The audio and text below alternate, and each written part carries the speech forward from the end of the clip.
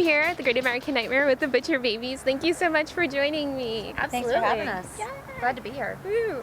Okay, so you guys are hailed as one of the breakout bands from Mayhem.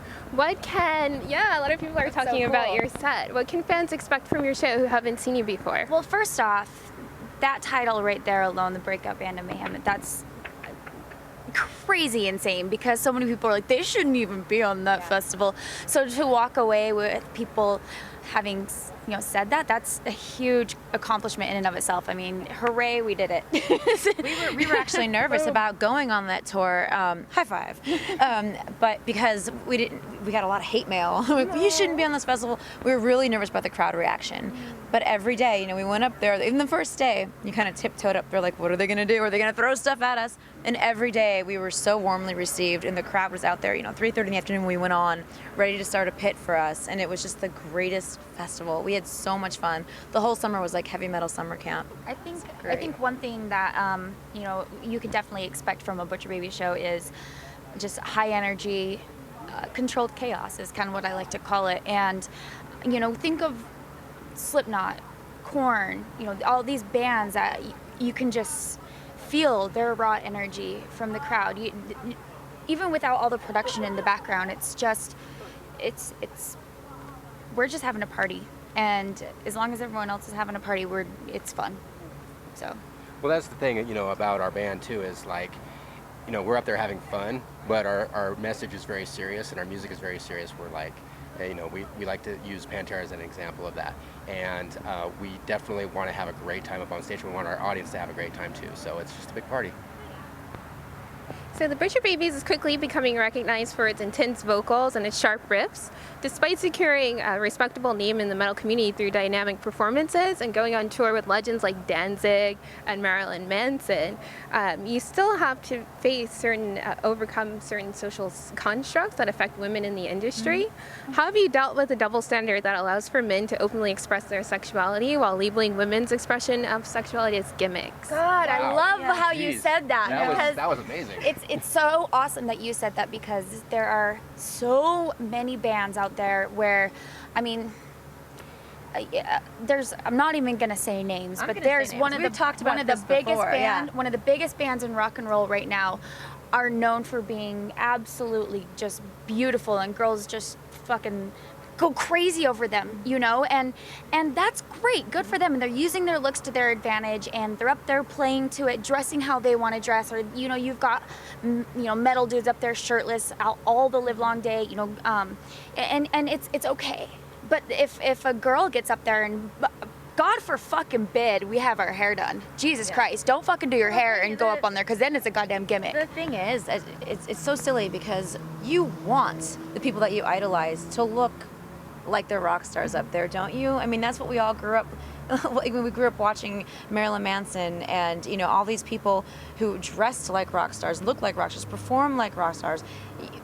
If you don't have that, then what do you have? You do need a gimmick per se. If you want to call that a gimmick, call it a gimmick. You have to have some kind of a look. It's just something to set yourselves apart, and we didn't do that initially as something to get attention. We wanted to create an image in the likeness of one of our biggest idols, Wendy O. Williams, and that is what we were doing at the beginning of our career, and we're still doing now. We're still carrying on the message that she started, and to us, I think the balls to the wall, a crazy attire, the makeup and everything, it's expressing yourself. And that's what music is supposed to be about. When we put our makeup on and put our outfits on, it's like we are prepared for war. I'm a huge comic book fan growing up, and you don't just go out and fight crime in your jeans or your leggings. You put on a costume. You become, this other person on stage, and we do that all the time. It's more fun for us that way, and like I said, it just gives you that extra little bit of attitude. And then as a male, what's your perspective on it? Well, growing up and going to shows and everything, you want to see rock stars. You want to see the bands be different than you. You look up to them. So to see, to dress up and to do that, putting in that extra effort, it's a show, and you want to put that on for people, and you want to be, superheroes for them because they expect it.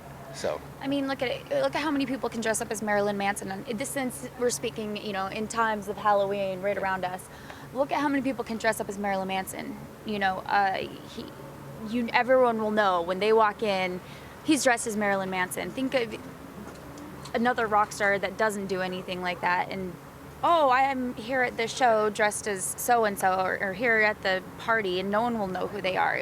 People want to recognize, like, as he said, the rock stars. You think your heroes, these rock stars, don't live on the same planet as you. You don't want to see them at Vaughn's. You don't want to see them doing regular stuff. They're different, and that's, you just kind of want to Well, it's like, okay, that. If someone came, dressed as Lady Gaga, you'd know exactly what they're doing. Or someone came dressed as, Carrie Underwood, you'd be like another blonde girl. You have to do something that will set yourself apart.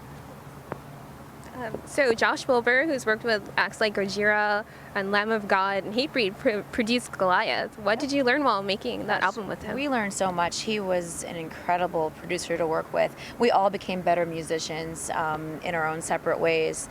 He really, we had all these things inside of us, and he just brought it out, I think. He gave us an opportunity to try things that we may not have tried, especially vocally. I think Heidi and I really got a chance to branch out and do a lot of different harmonies on this album that maybe another producer wouldn't have tried.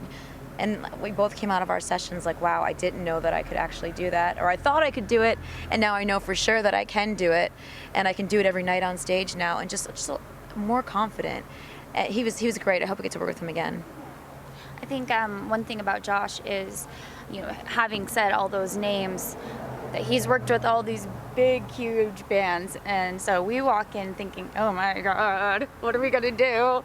And he was like a big brother. He was so cool, so down to earth, completely normal, and made us feel very comfortable. And you have to have that in the studio. You can't have, you can't feel intimidated around your producer, because you won't get the performances that you're supposed to. Well, even the way that he, the reinforcement that he used positive reinforcement instead of you hear stories of some producers, and you go in with them and they just mentally batter you and make you feel like crap during the process, and he didn't do that. If he knew you had something better in you, he would get it out, but in a very positive way.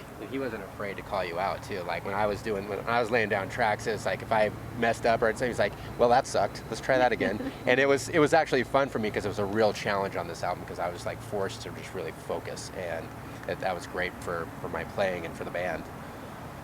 So Goliath addresses monsters that are a product of our society. What is the biggest monster that you've had to face, and how did you overcome it? I think mine is fear of just failing, or it's just, I think everybody needs to get over that so they can go further in their lives. I think that when I moved to California when I was very young, and everyone told me no, and not to go, and not to do it, and that I was never going to do anything out there. And I couldn't let myself be afraid that I would fail. I had to do it anyways. And in my life, I've had to do, over time, I've had to get over my fear over living many, many times. And now I'm happier than ever. I think the monsters for me are just other people who don't want you to succeed, whether it be friends or family or enemies, people who don't even know you. It's other people, and so many times in all of our lives we will succumb to what other people tell us we're supposed to be or not supposed to be. And I think that one thing that we've definitely learned and accomplished during our process of growing as a band is overcoming that and understanding that those people suck and fuck them. Like, really, that's it. Really, like, we're just like, who cares why those people feel that way, why they're doing that, and overcoming it. And the thing is most people, when they are telling you not to do something or that you can't do something, they're actually speaking for themselves. They're like, well, there's no way that we could never, you're not supposed to, I'm not supposed to. And they're speaking from their own fear, not for your own benefit. So definitely something we've learned along the way. And for me, anxiety. I had terrible anxiety growing up, and terrible panic attacks. And playing on stage and being in front of people and being forced to do this stuff has just been like huge for me personally. So that's been my biggest thing to overcome. Wow, that's amazing. So you guys are performing here. What maze are you looking forward to the most? Oh man, I don't even know what's going on yet. I hear there's a House of a Thousand Corpses maze. Yeah, We haven't really heard much, because we've asked so many people, And we always get answers like, it was cool, I was drunk, I this, it was this, it was that, it was this, it was that. So we've been on tour, pretty much shut out from the world. So we don't even know what to expect. So I'm excited for everything, because anything that comes out of Rob Zombie's mind is always genius. So I'm just excited to be here and go through all of it. We don't even know Halloween's going on. Like, we've just been so like removed from all of that stuff that we're super excited tonight, because now we get to like have some fun. And yeah, we have some cool stuff planned. Yeah. So do you have any creepy tour stories? Creepy. Well, usually they center around Jason, our bass player. He's kind of a creep. Okay, so the other night, growing up, I used to have. Growing up, I used to wake up in the middle of the night, and I would hear my dad screaming my name, and it was like the weirdest thing. Well, the other night, I woke up to Carla screaming my name, and I woke up and it was like in my completely the wrong in way, my you know ear, that, right? in my ear, like Heidi, like that, and I woke up. I'm like, something's wrong, and I'm like looking around, and I heard it so vividly. It was so loud in my head, and then I look around, and everyone's just sleeping, and I look down at Carla because her bunk's below mine, and she's in there sleeping. So I mean, maybe that was creepy, but. The creepiest thing I woke up the other morning, and there was this plastic doll that was taped to the wall, and it was missing a leg, and it said Nosage was here. Nosage is our merch guy. Nosage was here, and that was somewhat disturbing to see that, because I had no idea what happened. Wah, wah, wah. Yeah. Do you guys have a favorite childhood Halloween memory? Gosh, I mean, just dressing up with my brother. Me and my brother trick-or-treated till like the bitter end, until it gets embarrassing to trick-or-treat, you know, until like they were like, where's your kid at? Because you shouldn't be here. But I loved it. I've always loved it. So we used to dress up every year together, me and my brother. So my freshman year in college, my friends and I wore masks and just tennis shoes, and because we're all relatively short, and high school kids could be our age, and junior high kids or not our age, sorry, our height, and so could junior high kids. So we just wore masks and went trick or treating. We would terrorize this one community in our town, and every Halloween it was like a war between the groups, like TPing and egging and just destroying houses. That's like terrible. It was terrible, but it was super fun. We should TP some houses on tour. Yeah. I can't believe we haven't done anything stupid. I know. You go to Costco, and you get just the huge things of toilet paper, and you just absolutely obliterate a house. So we've got Oklahoma City, El Paso, and San Francisco left. Yeah. So if your house gets TP'd, it's wasn't probably us. the Wasn't us. Butcher Babies. It was probably dancing. So what's in the future for Butcher Babies? Gosh, we have a lot going on next year. Next year's going to be a huge year.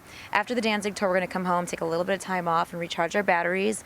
We have a huge tour we can't talk about in January, but it's going to end with Shiprocked, which is going to be amazing. 4 nights tour, cruise to the Bahamas with your favorite bands, and then we are going somewhere that people have been waiting for us for a long time. See, all these secrets might be across the pond. I don't know. Yeah, is there water involved? I don't know. But we are pretty much booked till April, but we can't really talk about it. So Really exciting stuff, though. So keep your eyes open for us. Yay! Thank you so much. So look out for these guys on tour in your neighborhood and in your country soon. Yay! And in your backyard with all that TP. Yeah. All right. Thank you so much, guys. Thank you. Thank you.